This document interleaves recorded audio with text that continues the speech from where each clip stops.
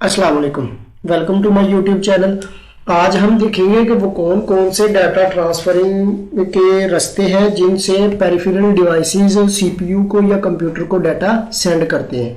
सबसे पहला हमारे पास होता है इंटरप्ट और दूसरा हमारे पास डीएमए है। इंटरप्ट क्या होता है हमारे पास? An interrupt is a signal. ये एक हमारे पास सिग्नल, इंटरप्ट एक सिग्नल होते हैं। In this scheme the processor issues a command to input devices for input output operation.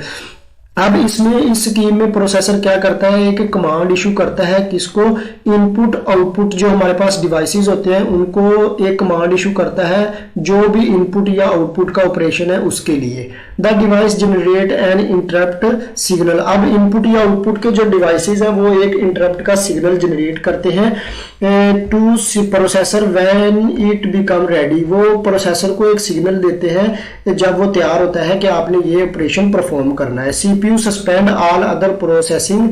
अब सीपीयू क्या करता है कि जो तमाम कंपोनेंट या तमाम आप उसके ऑपरेशंस है उसको सस्पेंड कर देता है। When it receive a interrupt, जब उसको कोई इंटरप्ट रिसीव होता है तो सारे दूसरे ऑपरेशंस सस्पेंड कर देता है। CPU can perform input output operation, तो वो जल्दी से CPU input output operation perform करने लग जाता है जो इंटरप्ट उसे रिसीव होता है। अब इसके एडवांटेजेस क्या है? It require no additional hardware. इसमें आपको कोई एडिशनल हार्डवेयर की जरूरत नहीं होती। It is simple to implement. इसको इम्प्लीमेंट करना सिंपल होता है। अब इसका एक डिसएडवांटेज भी होता है, वो क्या है? All other processing in is a suspended when CPU perform input output operation. It reduce the overall performance of CPU.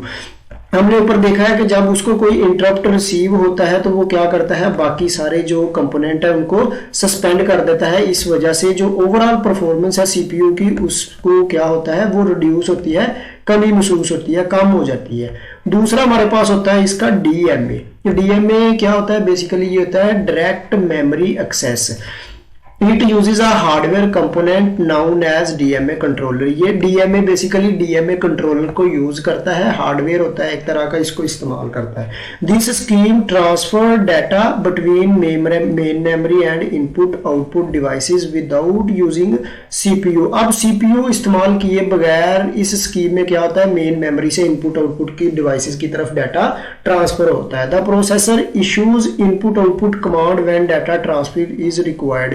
CPU basically क्या करता है कि इनपुट आउटपुट की जो कमांड है उनको इशू करता है जब कोई डाटा ट्रांसफर उनको चाहिए होता है। It can perform other processing after issuing the command. जो बाकी सारी ऑपरेशंस एक्शंस हैं उनको क्या करता है, इसके इशू कमांड को इशू करने के बाद प्रोसेसर परफॉर्म करता है। The data is transfer between the main memory and input output devices. अब इसमें जो डाटा ट्रांसफर होता है वो सिर्फ मेन मेमोरी से इनपुट आउटपुट डिवाइसेस की तरफ होता है।